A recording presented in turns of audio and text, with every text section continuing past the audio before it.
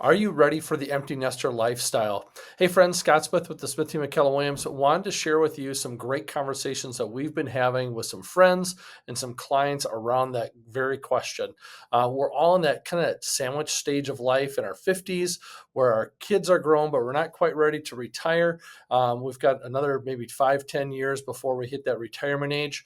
We're just kind of wondering what to do with this big house and with our time where we've been consumed with all the kids' activities and what can we do with our free time and where do we want to live. So I've got some insight just to share with you and some good questions that may prompt some discussions in your household like it's done with ours, and just to give you some good insight from some of the clients that we've been having those conversations with. So 5 questions to consider with that. Biggest thing is, what do you want to do? What do we want to do with our time over the next, let's call it 5-10 years before we hit that retirement age? What hobbies do we love? What things do we enjoy? Is it travel, eating out, going to different shows or sporting events? All those kind of things. What do we want to do with our free time? In our household, once our kids are out of the house, now all of a sudden we've got all this extra free time that we're consumed by sporting events and kids' activities through school, and we've got all this extra time on our hands. What do we want to do? The second thing I wanted to share with you is where do we want to live? And it probably ties in with that very first question is, do we want to live in this area? What type of housing do we want to have? Do we want to have a townhouse, a condo? Do we want to move up to the cabin? Do we want to downsize to something a little bit smaller? So we've had some great conversations with some clients. They're looking at even positioning themselves for retirement and saying, we've got a big 2-story house with 5 bedrooms.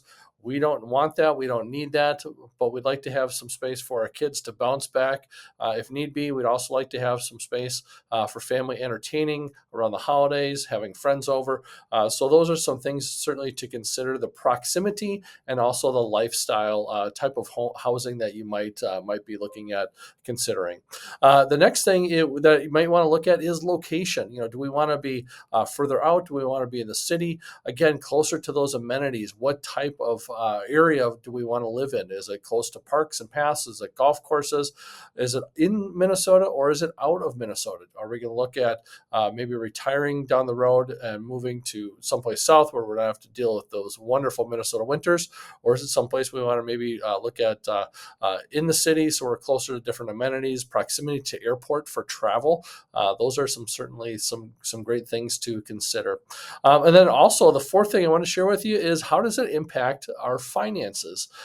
We have a good sized house.